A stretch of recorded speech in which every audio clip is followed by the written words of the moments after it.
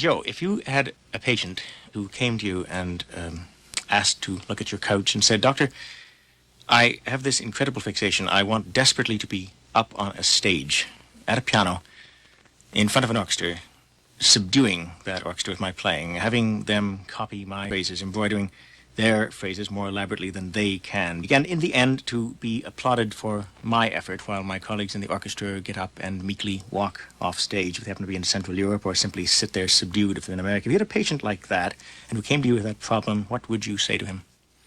Well, I would say to this patient that he obviously was behaving very much as many piano virtuosos have done in the past and perhaps continue to do in the present time, in that they like this sensation, and I would assume that this is not anything new for the virtuoso. For example, I think of a celebrated organ virtuoso who once told me that he played with the entire New York Philharmonic in a church, and that at the beginning the orchestra played softly, then a bit louder, and then things were getting to a great climax, and he played his first chord and drowned them all out and was terribly happy. But my patient would not be suffering from anything unknown to the virtuoso.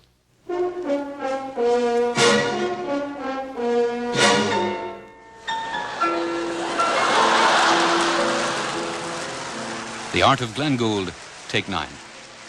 On this edition, Mr. Gould is heard in a performance of Beethoven's Emperor Concerto with the American Symphony Orchestra under the direction of Leopold Stokowski, and in a recorded consultation about the psychological ramifications of concerto writing and concerto playing with the American psychiatrist and harpsichordist, Dr. Joseph Stevens.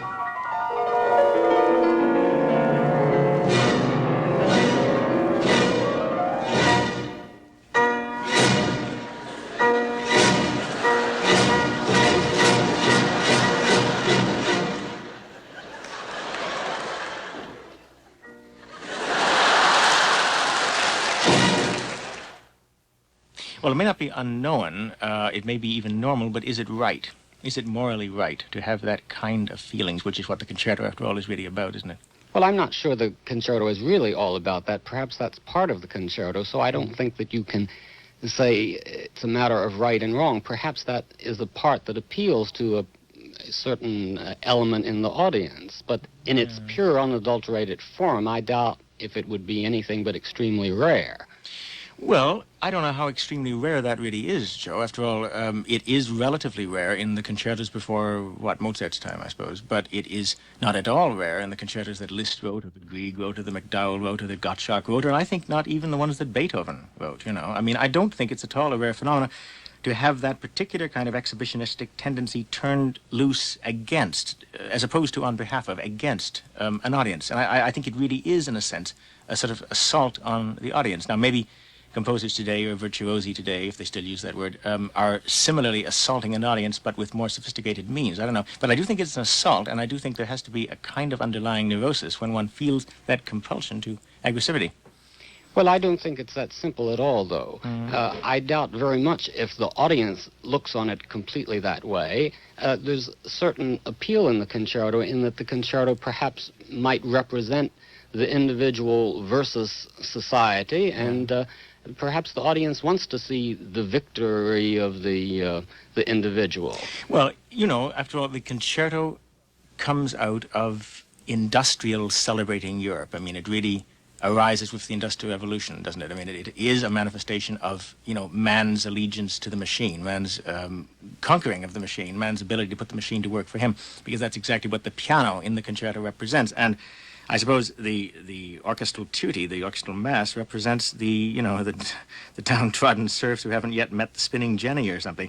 But is that kind of, you know, newly industrialized philosophy appropriate in what is surely a post-industrial age? It seems greatly oversimplified to see all concertos as simply an assault. Perhaps an example would be the Liszt concerto, which indeed is very bombastic, etc. You mean which one, the E-flat major? The E-flat major, which I don't get any pleasure out of listening to, but it's a good example of the pianist against the orchestra and the pianist being the victor. Yeah. This is typical of Liszt, but I'm not sure that this doesn't have a place too. The whole Romantic age in which the pianist says, I am able to say, man is great, I am greater than society, I am the person to look at, I am the hero. The only difficulty is the musical interest may be completely lost at the expense of the trickery. Yeah, but it seems to me that all romantic music, in a sense, says exactly that. It does say, indeed, I, i.e. the human person, can succeed whatever destiny holds for me. I can make this destiny my servant, in a sense. That's what really romanticism is all about.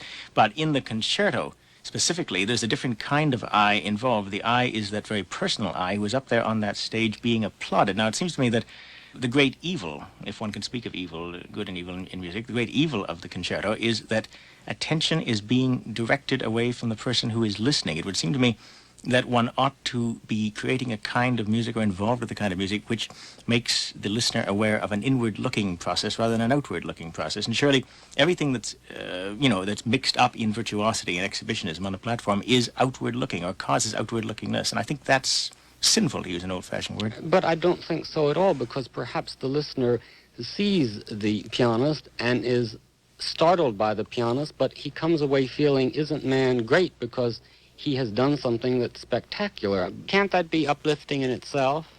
Well, is it uplifting to watch some guy drive a stock car through a column of fire? I mean, that's virtuosity for its own sake. Is that uplifting? Yeah, but quite apart from the fact that unconsciously we want the person to be tripped up at times, isn't there something to be said for watching Horowitz play his fantasy on Carmen or something and realizing that the musical content is slim, but that the spectacular technique in itself lends one to say, isn't that amazing that a human being can do this? Well, it's amazing that the fellow in that stock car can get through the column of fire and not break into a sweat and need an extra... but the one is courage and the other is genius. Oh, heavens, no. That's nonsense. I give you a good example from a Canadian. I once heard Wilder Penfield, the famous brain surgeon, give a talk about where is the seat of memory. And he started off by saying, nothing is so incredible to me as to go to a concert and hear a pianist in front of a huge orchestra playing a piano concerto. All of those minute movements that are so rapidly executed and within a tiny space of time and with such perfection and such artistry, and I think how incredible the human being is, but he was concentrating on the miraculousness of it all. Now, he thought it was uplifting. I don't see anything particularly incredible about watching somebody slash out roulades of octaves or something. I don't think that's a very uplifting experience. It could be, but it need not be, and in itself it is not. If it were sublimated in some way, if one had a notion by which it could be combined with a sublimated concept of that piece, one could indeed make something quite extraordinary. But I mean, I think that if nothing else, in the recording of the Emperor Concerto, which I did with Stokowski, and thereby put up the backs of a great many people who knew other emperors with different frames of reference in mind, I tried to sublimate that particular aspect of the emperor, which annoys me very much. I mean, those opening octaves, for instance, are exceedingly irritating because they are the quintessence of show-offness, it seems to me. And so I played them, as you know, very slowly, but very metrically, very much in the tempo of the opening chords, and not something which deviated from that tempo and created a rubato situation around it. Well, I think that in that way, or by an extension of that kind of principle, one could still play that music and, make it meaningful to post-industrial man, I suppose. I mean, I'm not saying that the form that produced the concerto, the sonata allegro form, was a bad form. It surprised me sometimes it ever got to be invented, but it wasn't really a bad form. It was a very good and very workable form. But I don't think it was made more workable by the fact that every theme of reasonable importance had to be heard from twice, once straight by them, and once colored and inflected by me. I mean, I think that kind of me against them psychology isn't very helpful. Yes, but you want to be logical, and man is irrational. And I don't think there's going to be any way to change him. But are you, as a psychiatrist, devoted to preserving the irrationality of man, or to making him somehow, hopefully, more logical? No, but I'm devoted to accepting that if we don't recognize the irrationality, we'll try to deal with things rationally, and you can't deal with things rationally only. Why not? Because man is not guided by pure intellect. No, but is it not possible that the areas which guide him and which are not pure intellect, but which rely to a very large extent on intuition, are the most magical of all his areas and the ones which are most delicate and need most careful support from the people with whom he comes in contact, and above all from his own nourishment of his creative condition. I mean, aren't those the most sensitive of all areas, in fact, and the ones which are most likely to lead to major, psychic breakthroughs? I don't think that the kind of attitude which simply says, this is so, therefore that vast intuitive area which is non-logical will buy almost anything, sell them almost anything, sell them the thing that they want most because it's easiest of access. I don't think that that ever gets anyone anywhere. I just don't think that one sits there, views the market, and says, that's what it will absorb, that's what I will do. Obviously, that's exactly what Liszt did. He knew his market better than anyone up to the time of Sam Goldwyn has ever known a market. But that is not the moral thing to do. And I'm sorry to use old-fashioned words again. Is the person better for not having had that outlet? Does music have to be always a matter of good or bad?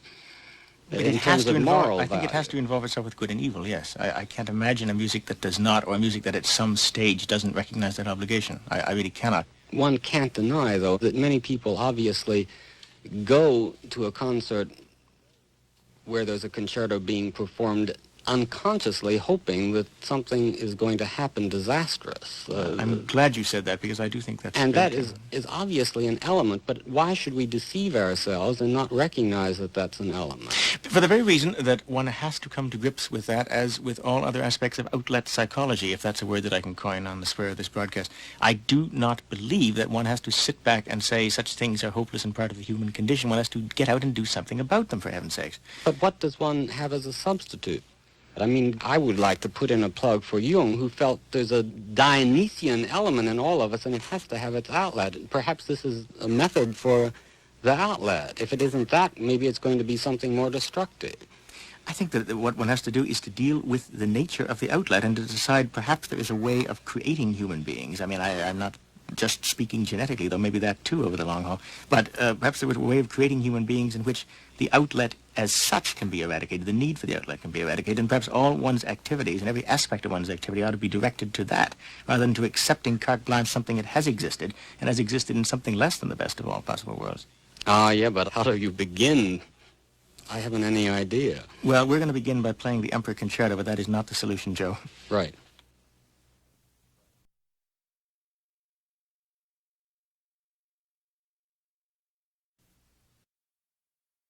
That was the Piano Concerto No. 5 in E-flat major, The Emperor, by Beethoven, performed by Glenn Gould with the American Symphony Orchestra, conducted by Leopold Stokowski. Earlier in the program, Mr. Gould was heard in conversation with the American psychiatrist and musician Dr. Joseph Stevens. Next week, 2 items: the Sonata No. 3 by Ernst Krenek, and Mr. Gould's documentary polemic on chance in music, which was originally scheduled for an earlier appearance on this series, Ante Alia. This program was produced in Toronto by Richard Coulter, with technical operations by Henry Durda. This is Jim Robertson speaking.